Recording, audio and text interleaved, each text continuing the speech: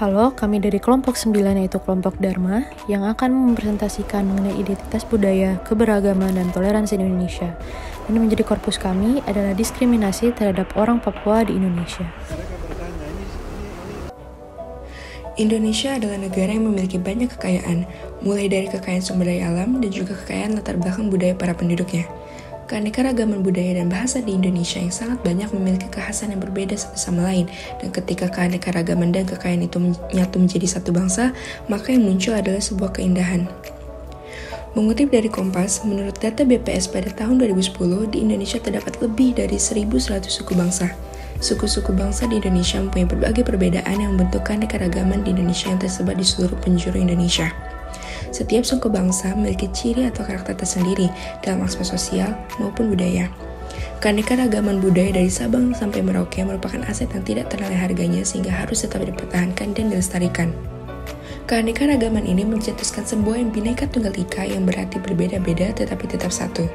Meski memiliki aneka ragam suku, budaya, agama, dan golongan, Indonesia tetaplah satu kesatuan. Semboyan tersebut mengukuhkan bahwa sejatinya keragaman yang ada di negeri kita ini merupakan kekayaan dan keindahan bangsa Indonesia yang tidak dimiliki oleh negara lain. Rakyat Papua adalah satu kelompok suku bangsa yang ada di Indonesia. Secara fisik, orang-orang yang berasal dari suku bangsa di Papua memiliki karakteristik yang sedikit berbeda dengan suku bangsa lain di Indonesia.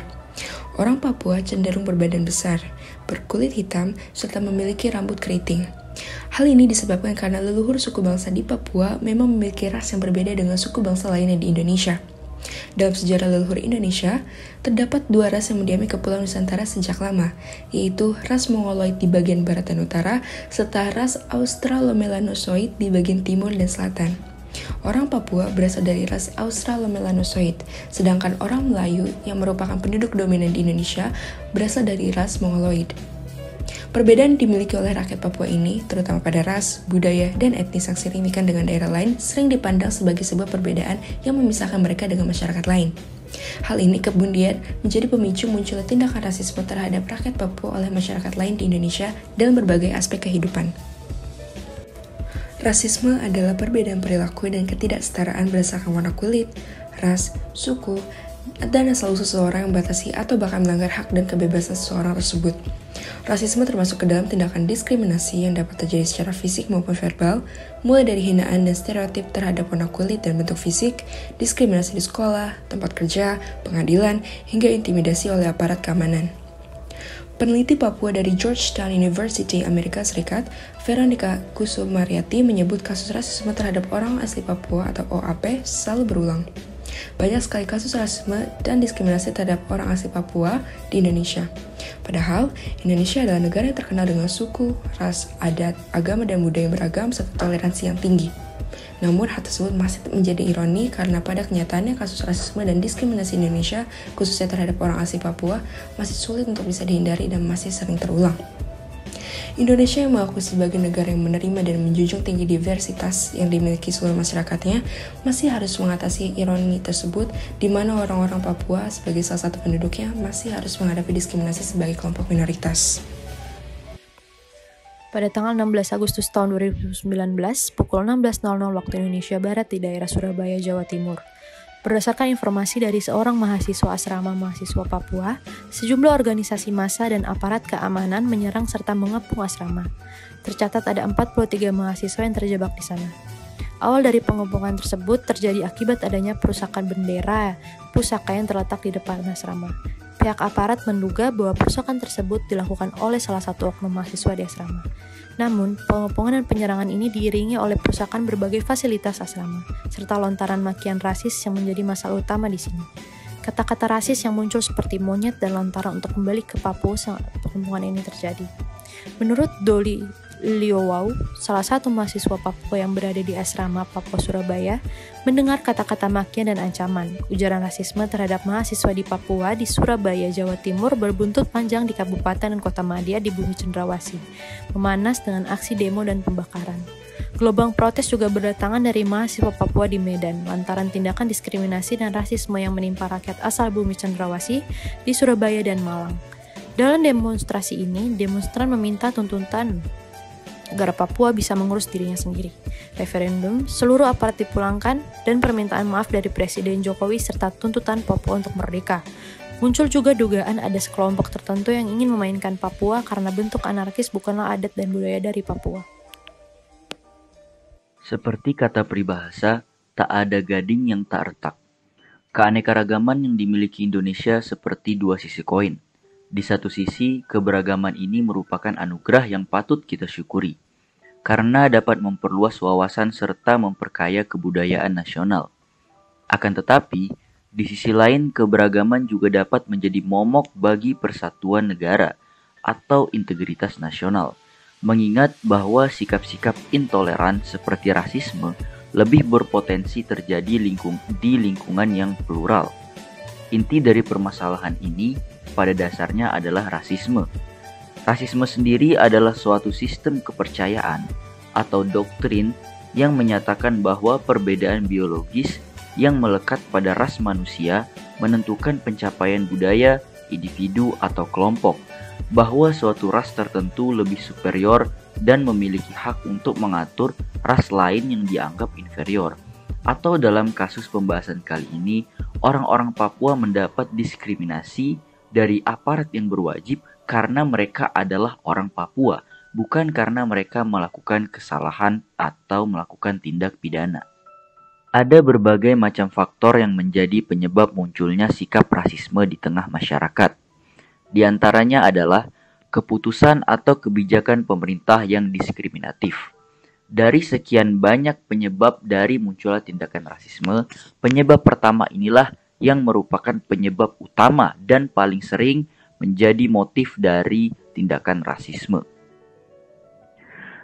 Tidak jarang pemerintah mengeluarkan kebijakan yang diskriminatif atau yang menguntungkan sekelompok masyarakat tertentu. Penyebab kedua adalah kurangnya sosialisasi di dalam keluarga. Keluarga merupakan tempat pertama seorang anak untuk belajar. Umumnya, segala sesuatu yang diajarkan oleh orang tua kepada anaknya akan melekat sampai kapanpun. Jika sejak awal orang tua mengajarkan doktrin kebencian, maka hal tersebut akan menjadi mata rantai yang tidak akan pernah putus dari generasi ke generasi. Penyebab ketiga adalah sistem pendidikan yang jauh dari kata sempurna. Sistem pendidikan di Indonesia mungkin memang mengajarkan kepada peserta didiknya bahwa keberagaman itu nyata dan ada di tengah-tengah kita. Tapi sistem pendidikan kita tidak mengajarkan bagaimana kita harus bersikap terhadap keberagaman yang berada di depan mata kepala kita sendiri. Hal tersebut menyebabkan pribadi hanya mengenal adanya keberagaman, tapi tidak mengenal sikap toleransi. Penyebab keempat adalah stereotip atau prasangka buruk terhadap golongan tertentu yang telah membudaya. Ajaran tentang nilai-nilai budaya merupakan salah satu variabel yang sangat mempengaruhi cara berpikir, pemahaman, serta perasaan antar golongan. Sedangkan stereotip yang terdapat di tengah masyarakat atau prasangka buruk yang berkembang sejak dulu di masyarakat terhadap kelompok-kelompok tertentu juga merupakan bagian dari budaya buruk bangsa ini. Seperti orang Cina yang seringkali dicap pelit, orang dari daerah timur yang seringkali dikatakan sebagai orang bodoh, orang Jawa yang sering dikatakan sebagai mereka orang-orang yang suka gibah, dan lain sebagainya. Penyebab kelima adalah kesenjangan ekonomi, kesenjangan sarana dan prasarana, dan juga rasa cinta yang berlebihan yang muncul dari sikap fanatisme dan juga rasa iri yang berlebihan. Fakta bahwa masih sering terjadinya tindakan diskriminasi atau sikap rasisme yang dilakukan secara sistematik oleh aparat, bahkan oleh mahasiswa yang notabene adalah orang-orang terdidik terhadap kelompok masyarakat tertentu atau kelompok yang termarginalkan. Khususnya dalam pembahasan ini adalah orang-orang Papua, menunjukkan rendahnya nilai toleransi di negara ini. Semua fenomena tersebut mengindikasikan masih banyak hal yang perlu dibenahi dari sistem pendidikan di Indonesia, dan juga tentang bagaimana pemerintah dapat mengeluarkan kebijakan yang tidak diskriminatif terhadap elemen sosial manapun, khususnya terhadap kelompok-kelompok yang termarginalkan. Dalam menyikapi kasus rasisme di Indonesia, kelompok kami menawarkan setidaknya 3 solusi utama yang kiranya dapat diberlakukan secara komprehensif. Solusi yang ingin kami tawarkan ini ditujukan kepada keluarga, instansi pendidikan, atau mungkin kurikulum nasional, dan yang terakhir kepada pihak pemerintah yang berwenang dalam menetapkan kebijakan. Solusi pertama, seperti yang telah dijelaskan di atas bahwa keluarga sebagai lembaga pembelajaran pertama seorang anak perlu mengajarkan nilai-nilai dasar dari moralitas sebagai bekal dan juga sebagai acuan pertimbangan dari setiap tindakan yang akan dilakukan anak di kemudian hari. Lantas, pandangan moral seperti apa yang paling pantas untuk diajarkan pertama kali kepada seorang anak oleh keluarganya? Menurut kelompok kami, teori etika deontologi adalah jawabannya. Mengapa demikian? Karena perspektif etika deontologi berbasis pada kewajiban. Contohnya, seperti kewajiban untuk menghargai, kewajiban untuk menolong orang lain yang sedang kesusahan, kewajiban untuk tidak berlaku sebuah perilaku yang merugikan orang lain, serta kewajiban berbuat baik dan lain-lain. Tindakan yang baik dalam deontologi bukan hanya tindakan yang benar, tetapi mengandung pula motif-motif yang benar. Sebuah tindakan bernilai moral tergantung pada alasan mengapa kita melakukannya. Untuk memahaminya lebih dalam, Immanuel Kant menjelaskan terdapat 3 pilar utama dalam ranah etika deontologi. Yang pertama adalah kewajiban. Sebuah tindakan punya relevansi moral bila dilakukan demi kewajiban itu sendiri. Yang kedua adalah hukum universal, universal law atau universalibilitas. Sebuah tindakan benar secara moral bila maksimnya bisa diinginkan sebagai sebuah hukum universal. Sederhananya begini, bertindaklah layaknya kamu ingin semua orang bertindak. Dan yang ketiga adalah nilai penghormatan. Kita harus memperlakukan kemanusiaan, entah pada diri kita sendiri atau pada orang lain sebagai sebuah tujuan dalam dirinya sendiri dan tidak pernah sebagai cara pada sebuah tujuan. Immanuel Kant berpendapat bahwa tindakan harus didasarkan kepada akal budi. Tindakan yang berlandaskan akal budi akan melahirkan ikatan universal yang berlaku kepada siapapun. Tindakan membunuh atau berbohong misalnya tidak dapat diterima sebagai suatu tindakan yang etis terlepas dari konsekuensinya. Begitu pula dengan tindakan rasisme. Rasisme secara jelas dan gamblang dapat kita lihat sebagai tindakan yang tidak rasional atau irasional.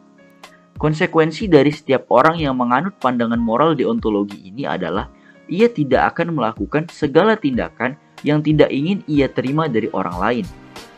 Dalam pembahasan kali ini artinya, setiap orang tidak ingin diperlakukan secara diskriminatif oleh siapapun.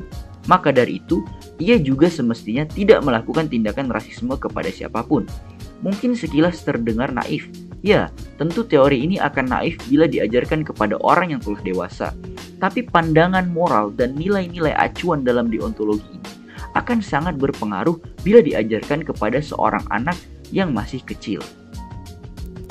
Solusi kedua yang kami tawarkan dalam menyikapi kasus rasisme di Indonesia adalah filsafat multikulturalisme sebagai salah satu mata pelajaran wajib di dunia pendidikan Indonesia. Seperti yang kita tahu, keanekaragaman budaya telah ada dalam masyarakat sejak lama. Di Yunani kuno misalnya, ada berbagai daerah kecil dengan pakaian, tradisi, bahasa, dan juga identitas yang berbeda. Ahli teori politik kontemporer menyebut fenomena keberagaman budaya yang berbeda ini dalam medium geografis yang sama sebagai multikulturalisme. Artinya, salah satu makna multikulturalisme adalah koeksistensi budaya yang berbeda. Istilah multikulturalisme bagaimanapun tidak hanya digunakan untuk menggambarkan masyarakat yang beragam secara budaya, tetapi juga merujuk pada semacam kebijakan dan juga sikap tentang bagaimana setiap individu yang merupakan bagian dari keberagaman itu sendiri menyikapi isu keberagaman itu yang bertujuan untuk melindungi dan melestarikan keanekaragaman budaya. Sebelum multikulturalisme menjadi topik dalam filsafat politik, sebagian besar literatur di bidang ini berfokus pada topik yang berkaitan dengan redistributif sumber daya yang adil. Sebaliknya, Topik multikulturalisme dalam ranah filsafat politik justru menyoroti gagasan bahwa identitas budaya juga relevan secara normatif dan bahwa kebijakan harus mempertimbangkan identitas ini. Solusi yang ketiga, sekaligus solusi yang terakhir yang kami tawarkan di dalam menjawab isu rasisme di Indonesia adalah diterapkannya kebijakan-kebijakan pemerintah yang berbasis pada multikulturalisme. Atau, dalam arti lain, setiap proses perumusan kebijakan tersebut telah mempertimbangkan perspektif multikulturalisme. Istilah multikulturalisme juga dapat digunakan untuk merujuk pada suatu jenis kebijakan. Kebijakan semacam ini memiliki dua ciri utama. Yang pertama, ia bertujuan untuk mengatasi tuntutan yang berbeda dari kelompok budaya. Dengan demikian, ini adalah jenis kebijakan yang mengacu pada tantangan normatif yang berbeda, seperti konflik etnis, iliberalisme internal, otonomi federal, dan lain sebagainya, yang muncul sebagai akibat dari keberagaman budaya.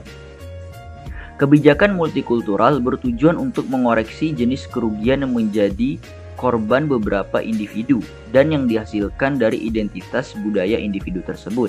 Misalnya, ini adalah kebijakan yang bertujuan memperbaiki kerugian yang mungkin timbul karena seseorang menganut agama tertentu atau berasal dari ras tertentu. Atau dalam konteks pembahasan kali ini adalah ketika orang Papua dirugikan karena dia adalah orang Papua, bukan karena ia melakukan sebuah kesalahan, bukan karena ia terjerat oleh delik hukum pidana dan lain sebagainya. Ciri kedua dari kebijakan multikulturalisme adalah dapat dipahami sebagai kebijakan yang bertujuan untuk menyediakan kelompok-kelompok tertentu atau khususnya kelompok yang termarginalkan sarana di mana individu dapat mengejar perbedaan budaya mereka. Dengan kata lain, kebijakan multikultural memiliki tujuan pelestarian, penyisihan, atau perayaan perbedaan antara kelompok yang berbeda. Konsekuensinya adalah kebijakan multikultural bertolak belakang dengan asimilasi. Artinya, menurut pandangan asimilasi, dapat diterima bahwa orang berbeda, tetapi tujuan akhir dari kebijakan harus membuat kelompok minoritas menjadi bagian dari kelompok mayoritas, yaitu diterima oleh mereka yang berada di kelompok mayoritas, dan entah bagaimana menemukan posisi konsensus antar budaya yang berbeda. Multikulturalisme mengakui bahwa orang memiliki cara hidup yang berbeda dan secara umum negara seharusnya tidak mengasimilasi kelompok-kelompok ini, tetapi memberi mereka jalan, sarana dan prasarana untuk mengejar cara hidup atau budaya mereka sendiri. Dengan demikian, dari sudut pandang multikulturalis, tujuan akhir kebijakan pemerintah bukanlah standarisasi bentuk-bentuk budaya maupun bentuk penyeragaman atau homogenitas apapun. Sebaliknya, tujuannya adalah untuk memungkinkan dan memberikan sarana serta jalan bagi kelompok untuk mengejar perbedaan mereka, khususnya kepada kelompok-kelompok yang termarginalkan di tengah masyarakat yang plural. Rasisme dan diskriminasi adalah masalah yang tidak hanya membutuhkan peran masyarakat untuk menanggulanginya, tetapi juga peran dari pemerintah dan aparat untuk membuat kebijakan dan struktur pemerintahan yang multikultural di Indonesia. Kedua masalah sosial tersebut muncul akibat adanya rasa superioritas di antara kelompok tertentu dalam masyarakat yang merasa bahwa merekalah yang mempunyai kuasa dan kedudukan lebih. Perlu diingat, semboyan negara kita adalah Bhinneka Tunggal Ika, yang berarti seluruh bangsa Indonesia harus menjaga kekayaan dan keanekaragaman bahasa dan budaya itu untuk tetap hidup mempertahankan kesatuan bangsa. Tidak ada pembenaran dari tindakan rasisme dan diskriminasi. Siapapun kita, dari Sabang sampai Merauke, adalah bangsa Indonesia.